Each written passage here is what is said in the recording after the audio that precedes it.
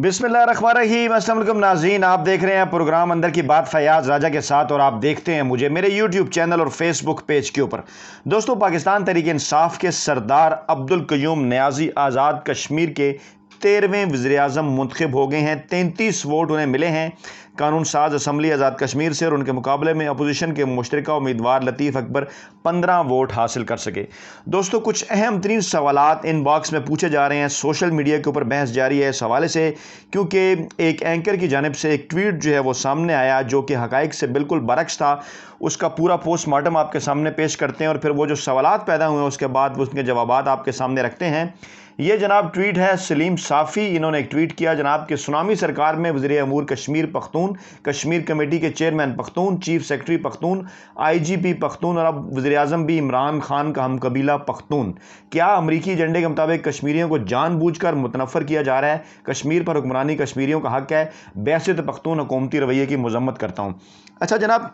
Media में मैंने 20 बरस गुजारे, उन 20 बरसों के बाद जो है वो मैंने ये महसूस किया कि हर वो सीनियर सहाफ़ी जिसकी तनख्वाह 3 लाख रुपए माहाना से ज़्यादा है या वो एंकर है, उसका कुछ पढ़ने लिखने या रिसर्च के साथ दूर का भी वास्ता नहीं है। और जो इससे कम तनख्वाह वाले मुलाजम सहाफ़ी या रूटीन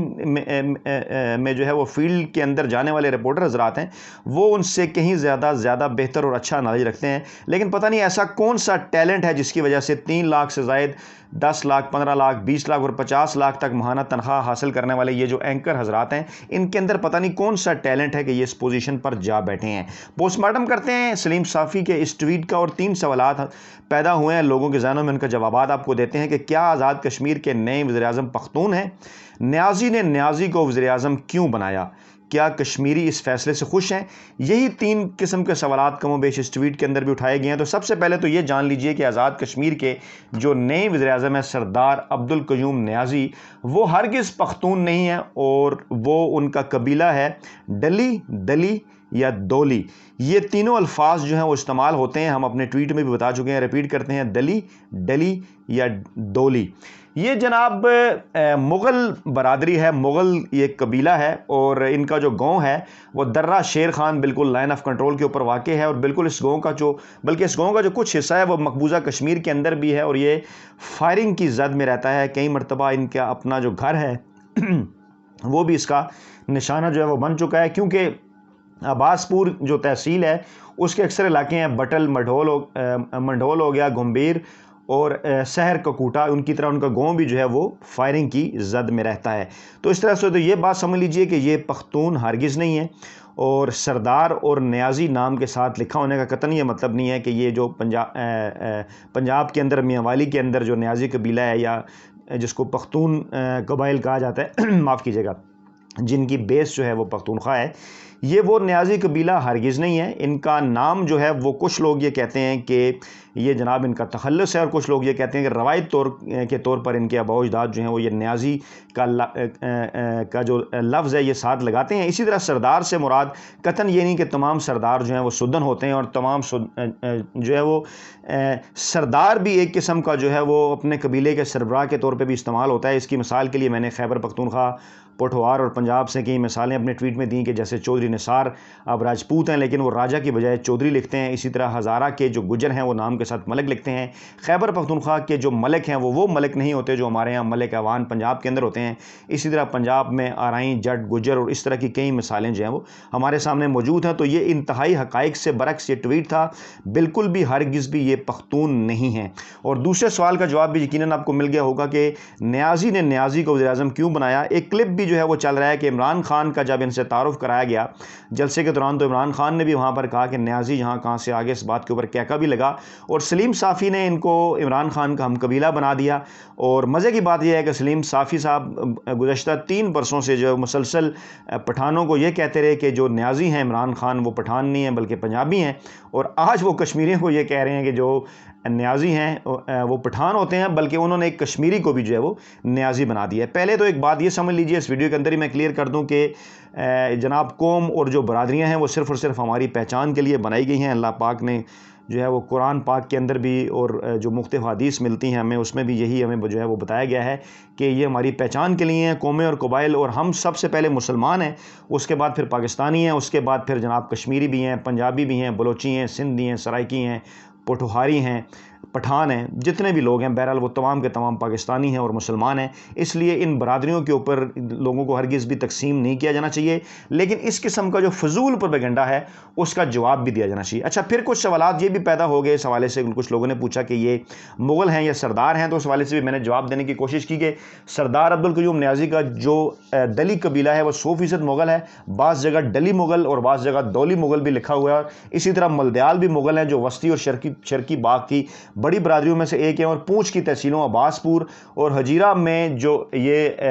مغل اور دلی ہیں یا ڈلی ہیں یا دولی ہیں، یہ بڑی برادریاں ہیں، اور واضح ہے کہ یہاں سردار سے مراد جو ہے وہ سدن بھی نہیں ہے، یہ روایت ہے سردار نام کے ساتھ جو ہے وہ لگانا۔ اچھا، ایک اور سفید جھوٹ اس حوالے سے جو بولا گیا وہ یہ کہ نواز لیگ سے یہ الیکشن کے دوران سردار عبدالقیوم نیازی جو ہیں وہ نواز لیگ سے الیکشن کے دوران ہی جو ہے وہ پاکستان تحریک انصاف میں شامل ہوئے، یہ بھی ایک جھوٹا پروپیگنڈا ہے، قطعاً کوئی تعلق نواز لیگ کے ساتھ نہیں رہا سردار عبدالقیوم نیازی کا، بلکہ یہ مسلم کانفرنس کے ٹکٹ پر انہوں نے 2016 کا الیکشن لڑا، مسلم کانفرنس کے اندر یہ شامل تھے اور بہت کم ووٹوں سے 700 ووٹوں سے یہ چودھری یاسین گلشن سے اسی حلقے سے ہارے،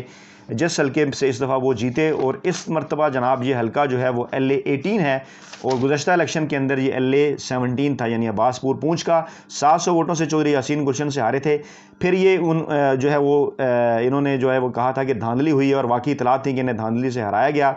اور اس کے بعد انہوں نے اپنی پارٹی کو بھی کہا اس حوالے سے اقدامات کچھ اٹھائے،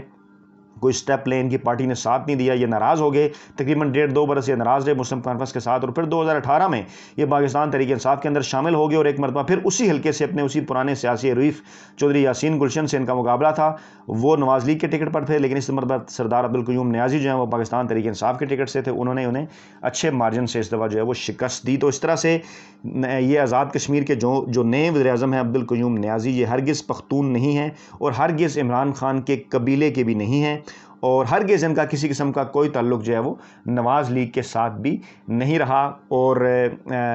ان کے جو ہے وہ قبیلہ جس کو دلی مغل یا دولی مغل یا ڈلی مغل کہا جاتا ہے، اس کی جو تاریخ ہے وہ یہ ہے کہ ان کا مقبوضہ کشمیر کے ساتھ جو ہے وہ تعلق ہے، مقبوضہ کشمیر سے جو ہے وہ انہوں نے ہجرت کی اور آزاد کشمیر میں پھر یہ آئے، اور اب بھی جو ان کا گاؤں ہے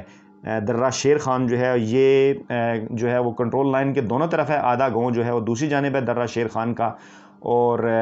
بالکل یہ 100% جو ہیں وہ مکمل کشمیری ہیں، کشمیری برادری ہی سے جو بالکل جو ہے وہ تعلق رکھتے ہیں، اور عام کارکن کے دل کی آواز ہیں، عام کارکنوں کے ساتھ ان کا رابطہ ہے، اور عمران خان نے ایک مرتبہ پھر یہ ثابت کر دیا ہے کہ دو جو لوگ تھے، اور آپ کو یاد ہوگا کہ تقریباً ایک ہفتہ پہلے ہم نے ایک ویڈیو کی تھی کہ سردار تنویر الیاس نہ بیرسٹر سلطان چودھری نیا وزیر اعظم ڈارک ہارس ہوگا، عمران خان سرپرائز دیں گے۔ الحمدللہ ہمارا تجزیہ درست ثابت ہوا، نہ ہی سردار تنویر الیاس اور نہ ہی بیرسٹر سلطان محمود، بلکہ واقعی ایک کارکن جن کو ڈارک ہارس کہا جا رہا تھا وہ سامنے ہے، عبدالقیوم نیازی۔ اور پھر تقریباً 3 دن پہلے بھی ہم نے ایک خبر آپ کو دی تھی، رپورٹ کیا تھا، جس کی بعض لوگوں نے تردید بھی کی، ہم نے آپ کو بتایا تھا کہ رات گئے عمران خان سے 2 لوگوں نے ملاقاتیں کی تھیں، ایک انصر عبدالی اور دوسرے سردار عبدالقیوم نیازی تھے، جنہیں خصوصی ہیلی کاپٹر بھیج کر جو ہے وہ مظفر آباد سے بلوایا گیا تھا، اور اس خبر میں بھی ہم نے آپ کو یہ بتایا تھا کہ اصل جو امیدوار ہیں ان کی جو ہے وہ رات میں لیٹ ملاقات ہو گئی ہے، اور عمران خان جو ہے وہ سرپرائز دیں گے، اور بالکل جو ہے وہ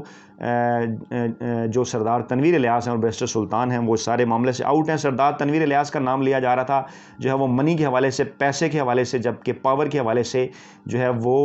بیرسٹر سلطان کا نام لیا جا رہا تھا۔ تو ایک مرتبہ پھر عمران خان نے یہ ثابت کیا کہ پاور اور منی دونوں سے ہٹ کر جو ہے وہ انہوں نے اس بات کا فیصلہ کیا، اور جیسے پنجاب میں انہوں نے عثمان بزدار کے حوالے سے فیصلہ کیا، یا KP میں انہوں نے محمود خان کے حوالے سے فیصلہ کیا۔ کچھ لوگ اس فیصلے پر اس طرح سے بھی تنقید کر رہے ہیں جناب کہ یہ عثمان بزدار ہیں، وسیم اکرم پلس ہیں، کچھ قسم کی بات، لیکن بہرحال عمران خان نے ایک مرتبہ پھر سرپرائز کیا اور اپنی اسی روایت کو انہوں نے برقرار رکھا، اور ہولی سولی یہ عمران خان کا اپنا فیصلہ ہے، کیونکہ اسٹیبلشمنٹ کے امیدوار کے طور پر اظہر صادق صاحب کو پیش کیا جا رہا تھا، اسی طرح پھر سردار تنویر الیاس صاحب کا نام بھی تھا اسٹیبلشمنٹ کے امیدوار کے حوالے سے۔ پاکستان تحریک انصاف کے جو پاورفل سرکل ہیں وہ بیرسٹر سلطان یا خواجہ فاروق کا نام پیش کر رہے تھے، لیکن اس فیصلے سے یہ لگتا ہے کہ طویل ترین ایک مشاورت کی گئی، تمام لوگوں کے ساتھ انہیں اعتماد میں لیا گیا، اور جو اس قسم کی جھوٹی خبریں تھیں کہ کوئی اختلافات ہیں اس حوالے سے، میں اپنی ویڈیو میں آپ کو پہلے ہی بتا چکا تھا کہ کوئی اختلافات موجود نہیں ہے، جیسا کہ آپ نے دیکھا کہ 33 ووٹ انہوں نے حاصل کیے، اور جناب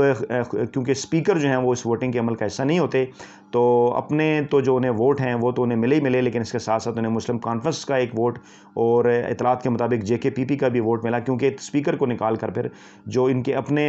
ارکان کی جو تعداد ہے وزیر اعظم سمیت وہ 31 رہ جاتی ہے، لیکن 33 ووٹ کیونکہ ملے تو اطلاعات یہ ہے کہ مسلم کانفرنس اور JKPP بھی نہیں ان کو جو ہے وہ سپورٹ کیا ہے۔ تو اس طرح سے ناظرین یہ ہیں تازہ ترین اپڈیٹس، اور ایک مرتبہ پھر میں آپ کو یہ بتاؤں کہ بڑے اینکر حضرات جن کی تنخواہیں